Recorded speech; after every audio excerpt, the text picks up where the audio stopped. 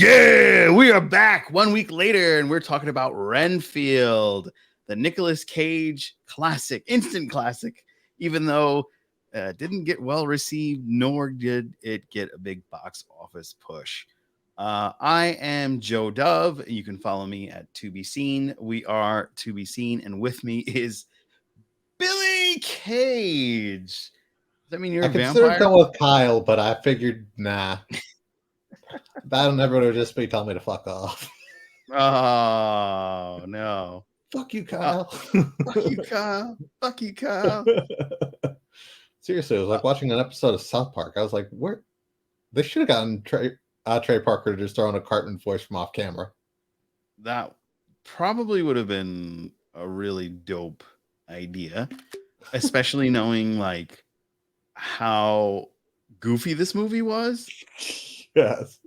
I think that's a missed opportunity, as a matter of fact, So what are you gonna do, Yeah. I also wanted Aquafina to just yell like uh, the mob guys and just go respect my authority, but Yeah. Nicolas Cage was surprisingly good in it, like, you know, as Dracula. Like I did not expect him yeah, to and do I that, didn't expect like them to do like some of the flashbacks and stuff, like seeing him in the Bela Lugosi look. Yeah, he He actually totally pulled that off. I was like, yeah, it actually does look like the classic Universal. yeah. I So thought that like was they were great. gonna pull like Ghost Rider and just play off like, okay, let's go to make him as eccentric as possible and just play off of like the image. Yeah, but they were smart. They didn't like overly do it with that. Like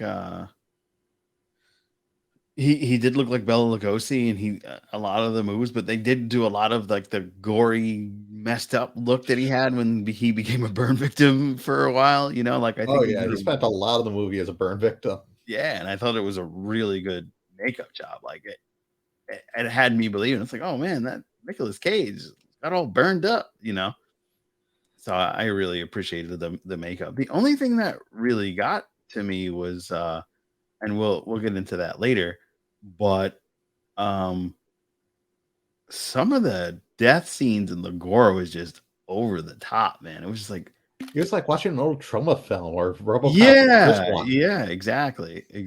So that was a little weird for me. But hey, let's get into it.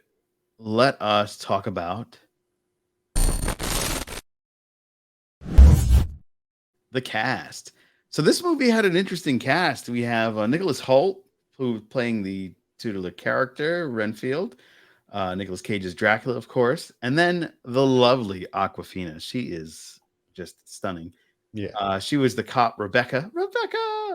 And then Ben Schwartz, Sonic the Hedgehog, was playing a jerk off douche mob guy, I guess you could say. Yep. And then Shaluya Dashlu was his mom, Bella Francesca Lobo. I guess they were mafia. I'm not sure. And then of course Camilla Chen played Kate, which is Rebecca's sister. And then there's a lot of people that you're like, I think I know you from somewhere, like Brandon Scott James, who played Mark, the other cop, and then Adrian Martinez played Chris. Just for some of the folks in that movie. Was there anybody that you felt was miscast? Not really. I actually enjoyed some of the cast. There's some people I thought, as I said, they left out. Like they could have gotten extra cast members. Mm-hmm. Because I thought, like, for the most part, it was weird. Like there's a lot of these actors or character actors that are just like really don't get much to shine in. So it's like that deja vu, but also kind of weird because they're just like normally they're in the background in everything they do. So it's like, Yeah. I know that person. Why do I know that person? Yeah. Oh, they were in something I liked, but they had like no part. Right. All right. Let's get into what worked. For me, what really worked in this movie was Nicolas Cage's reaction and acting with Nicholas Holt. You got the two Nicks going at it. I thought that Yes. they as a comedy duo went really well together, and I laughed a lot with those two. So I just think that this is a comedy duo we didn't expect that we should see again, though. Oh yes, this You know, is great comedy pairing. I actually was surprised by this because as much as I know Nicolas Cage could pull off this stuff, I was surprised by Nicholas Holt. yeah, yeah, because he was in X-Men, and he was shiny in Chrome and Furiosa, Mad Max Fury Road. And he just overall he's a good actor. It was just didn't expect him to be in a comedy. And then we got one of my favorite current comedians. He's on this show called Ghosts, which I watch religiously.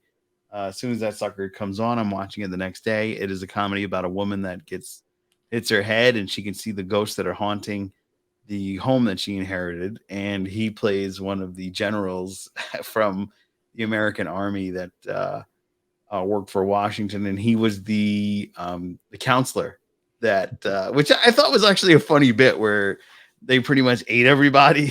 Dracula ate everybody, and then at the end they're like, Oh he's yes, talking that was one of my favorite This lines. is the lady that got Well, killed. I'm so glad that you brought us all back from the dead using Dracula's blood, and I mean, it's great that we're all back and we've all seen things on the other side that we can never unsee. We can never unsee. Yeah, there were a lot of great funny lines, and I'm just shocked that it didn't do well as it should have. Um, I don't think that there was an expectation for a huge opening, especially when Mario Brothers became the juggernaut that it was unexpectedly. And I think that had this maybe come out closer to Halloween, this might have done better. But do you think timing kind of like messed up this film a little bit? Oh yeah, I think timing unfortunately seems to be like the thing with a lot of horror movies and even a horror comedy like this. You might have thought, oh, it's a comedy that will get it like the extra push, but no, I mean it seems like horror seems to be like a better thing for the fall. It Yeah. always seems to suffer in the spring and the summer. Yeah. I don't understand why they keep dropping these movies out at these times. But I mean, I saw this and I saw Pope's Exorcist, and I'm not exactly having much faith in the performance of Evil Dead Rise.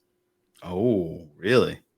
I mean, I like those movies, but I just am like, people are. It's going to do better in streaming and video than it will in theaters. Yeah, probably it's timing. It should have come out around Halloween. I don't know what they were thinking. But what else? What worked for you? What were some of your highlights for this film? Well, it's funny. I kind of like the over the top effects and stuff. I've been a fan of people like Roger Corman and uh, like the Trauma films over the years. So seeing things like RoboCop with a like guy got blown up by the car while he was covered in acid. Yeah, It's like, oh, there's that sort of thing going on with this. There's characters that get like uh, arms ripped off and like blood like gushes out to the yeah, point that it's it's like like yeah, any human being that lost that much blood they would don't actually, have that much blood to lose. yeah. I was Yeah. gonna say like that would be like a point where they are now like deflated like bendy like a grape or something. They have shriveled to nothing Yeah, because nobody explodes like that. no, no, not They at all. also ripped off somebody's arms and threw them from a balcony to the point that they impaled somebody from the stump side. Yeah, that was a bit nutty. Um, Another fun thing that I felt was really cool was Ben Schwartz's character when he becomes a familiar and tries to be like badass at the end. And Oh yeah, and I love. It's about time we finally face off. We've only met each other like twice. We yeah, barely know each other. I barely know you. It's great. I love that. The yin to your yang. I don't know you. I don't even know you. Yeah, there's a really good comedy writing in this film. You know, Yeah. and it hits the mark when it happens. So this is what to me an enjoyable film. I mean, don't go into this as a new Dracula movie that's going to change your purview of the film, but Yeah, I'd say it's not as good as like Dracula Den Loving It, but yeah. No, I thought it was very as good good. as Dracula Dead and Loving It. You know, Oh, there's well, that makeup I was telling you about with yes. Nicolas Cage, and it's amazing how tall Nicholas Hoult is. Like Nick Cage is a tall dude, and then this Hoult dude just is like dwarfing him. And he had a ball making this movie. He got to wear all these outfits. Look at him. Oh yeah, he's living it up. Yeah, he's And I loved living like his best life. hell, it was actually funny before at the scene where Ben Schwartz runs into Nick Hoult as Renfeld at the bar. Mhm. It's nice. Before like the bar scene, you just see like Renfeld having to decide like whether he's going to obey Dracula or not.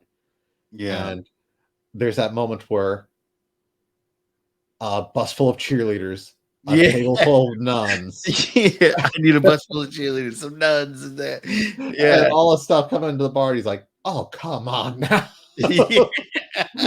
Yes. And he's getting ready to like drug them, and that's when Lobo comes in, Yeah. and I mean Teddy, and wrecks just comes in and like wrecks everything, and he's, "Oh, damn it!" He has to hide like the chloroform and stuff. Yeah. Yeah. And I thought it was an interesting take that Renfield has been around for hundreds of years, almost like a nod to the original Bram Stoker's Dracula, for his familiar. And the Bram Stoker's Dracula had this wonderful young man playing Renfield. It was a little bit creepier than the current one. This was actually, excuse me, was from Bela Lugosi's Dracula film. And I did like that they like tied it together. They came in on the ship and he ate almost everybody on the ship, and that's how they got to America. And he was a salesman. It was really some fun little like nods to a lot of the old Dracula films that have come out in the past. Oh And yeah, and I I think love that like, really worked. "Oh, don't act like you're a good guy. You were a lawyer when I met you." Yeah. Yeah, that was great. That was great. You just trying to get money. Like, fuck you. Yeah. All right. When we talked enough about what worked, let's see what didn't work. So what didn't work for you? Well, I thought the last act was a little rushed. It seemed like uh they did seem to be like the pacing issues seemed to be there. It seemed like, "Oh, we have a great idea, and now let's just speed run." Right. And it's like, okay, so in the like 10 minutes time, it felt like Dracula met the mob guys, made an alliance with the mob guys, gave themselves his powers, and then had killed the sister, and then set up a trap. And it's like, really, all this in like All this in like 5 minutes? Yeah, I agree with you on that one. The pacing was a little like you had this story that worked out really well, and then it just sped up at the end. It's just like, all right, we got to wrap this up real quick. We don't want to be a 2-hour movie. Let's go. Let's go. Let's go. yeah, that seemed to be like the thing. It was like, okay, come on, people have other movies to see. Come on, speed it up, speed it up. Yeah. We don't have the budget for this. Keep on going. Yeah, exactly. Another thing that didn't work for me was this police force that Aquafina was working for. Everybody was corrupt. It was like, really, everybody? Jesus Christ! And even that was like a sudden thing. It was just like, Yeah, it was like, what the fuck? Like, yeah, just like, oh, not a single person was not on the take, and we find that out like in 3 minutes. yeah, yeah, it was the quickest summary ever. We got to really wrap this up. We don't want to be a 2-hour movie. Let's go. Like, yeah, it was like the end of Wayne's World when they have like the alternate endings. yeah, Except they were all the same ending. yeah. There was no. It was just like all, okay, let's try this. Okay, let's try this. Yeah. Oh, wait, are you gonna try alternate endings? Nope, they're all the same ending, but they're just throwing him out there. Yeah, What if exactly. what if the entire station's corrupt? Okay, Yeah. okay. What if the mob works with Dracula? Oh, there we go. Oh, what if Dracula kills the sister? How would Dracula know the sister? Yeah, like he even. I mean, the only thing I can think of is like the mob boss probably knew that, and she fed him to Dracula. That's the only thing I could think of. I was also thinking, like, at this point, I was surprised that the FBI wasn't working for Dracula. Yeah, it's true. Like I almost expected her sister to like drop dime on her at the end, like, "Oh, I'm actually working for Dracula," like, or Yeah, I the thought that mob. too. I was like, I was expecting the sister to get off the table and just like try to bite her or something. Yeah, something. But they I thought she didn't. would have been one of the Dracula brides or something. Yeah, they didn't go into that. But I'm I thankful for that, at least. yeah, I guess so. That's like one of those tropes that didn't actually make it into the cut. So that's pretty cool. All right, well, we know what didn't work, so let's talk about the movie. Yes, the synopsis: Renfield, Dracula's henchman and intimate at the lunatic assignment for decades, longs for a life away from the Count, his various demands, and all of the bloodshed that comes with them. So pretty straight to the point uh synopsis there.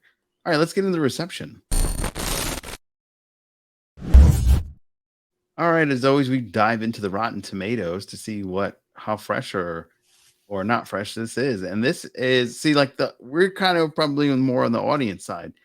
This isn't as bad as like Batman Forever, but it's not as good as uh Batman versus Superman, but it's way better than The Last Jedi. Well, the critics out of 235 reviews thought it was rotten, and then fans out of 500 plus verified ratings thought it was fresh. They enjoyed it like us, and I agreed. So let us talk about how it was in the news. Yeah. I feel like some critics just don't seem to like anything that's too violent or R rated. Yeah, I I agree. mean, it seems to be like kind of a puritanical thing where it's like I can imagine like if like Army of Darkness was released today. I say that knowing full well that while we're doing this, Evil Dead Rise was released today. Yeah, that's right. We'll be back Uh, next week for that one, folks. yeah, but And we'll have a special guest. cool. Yes. But I know, like with that one, with the Army of Darkness and Evil Dead franchise stuff, like the first three films were very slapsticky in their blood and violence and like over the top, almost comedic. Or Yeah. if you watch like horror movies like Return of the Living Dead, which was like the parody of Night of the Living Dead, Right. where like there's a zombie in the second one that just keeps on complaining about having a screwdriver in his head. Yeah. That's right. I forgot about Yeah, that. people, uh, critics would probably crucify those films as like some of the worst films ever made put to Yeah. film. Yeah. But everybody knows somebody that rents those movies religiously every Halloween Yeah. because they It's are fun. Yeah. freaking entertaining as gold. Yeah. And Exactly. I see this thing being a rental classic. I can see some people, I see the 79% as higher than I would have expected, Oh wow. but that's because when it comes to horror movies, they're fairly niche for a lot Yeah. of the stuff, Yeah. and slapsticky ones are actually even more niche than that because Yeah. you run the fine line of being too comedic for some people while not being violent enough for others, or sometimes too violent and they find the slapsticky stuff diminishes from the horror. Yeah. All right. Well, let's see what's in the news. All right. So the box office, Renfield makes $900,000 in previews. Um, I found that to be pretty interesting because, like, it had a limited release, and like, I don't really. I mean, it did have enough press to really like get the inspiration behind it and get enough people to be aware of it. But when you're in a domestic box office in 2,700 theaters and you make $900,000, that's not going to be anywhere near to take on what the juggernaut that is Super Mario Brothers, but it's still um not bad for a movie that was $65 million to make. It's not very good for a start, but it's done better than like The Pope's Exorcist last weekend. Yeah. So, I think that this, maybe though it doesn't have staying power, like you said, I think this is going to be big on streaming and on demand. Yeah, I mean, I'll see. Fittingly enough for a vampire thing, it will get a good second life. Yeah. Definitely. All right. Well, let's have our final glance. Now, if you're not familiar with that, this is our last look at the overall fun and done with the films. Uh, what's your final overview of this movie? Was this something that you'd watch again, or is this a one and done? Oh, I'd actually watch this again. I Yeah, it still was say that campy. because It was fun. Yeah. Go ahead. I thought, well, the cast was funny. I liked the writing, and they had good chemistry with everybody. I mean, I liked, well, of course, the guy from Ghost was great as the therapist. Mm-hmm. I liked, like, I never would have thought of Renfeld as a codependent character in support groups before this. It was clever. And I actually enjoyed like some of the things about him trying to play vigilante too. I actually enjoyed that, where he Yeah. tried to kill the people that were victimizing the people in the support group, Yeah. or feed them to Dracula, and seeing that Dracula doesn't like the taste of criminals. He prefers uh, Innocence. pure victims and innocence. He can taste crime. Yeah, I thought that there's a lot of fun themes, and I thought that Nicolas Cage's interpretation of Dracula was just excellent. You could see Bela Lugosi with his slick back dyed hair and his And the eyes, look at that yeah, expression. yeah, that's like total Bela Lugosi.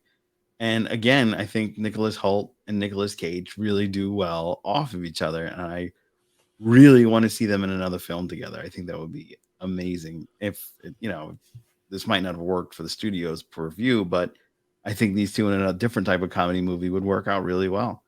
And Nicolas Cage just had a fucking blast making this movie. You could tell this is like something that he wanted to do for some time, and I was there for it. So that's going to wrap it up for this episode. Like I said, the last Respawn is going to be joining us next week as we dive into the Evil Dead. So be sure to join us next week, next Friday, and we'll get into it. I'm Joe Dove. You can follow me on @ToBeSeen on Twitter. Of course, please be sure to subscribe to our channel, help us grow, and give us a like. It helps people know that we're here, and share the good news of the good buddies at To Be Seen that have known each other for 24 years. Can you believe that? Yeah, I mean, I can't believe it. I've known you since I was like 1 year old. I can't believe that. You're not 20. Yeah, okay. All right. Well, until next time, guys, make sure you join us. We're going to be back to back Fridays. Make sure you join us next week.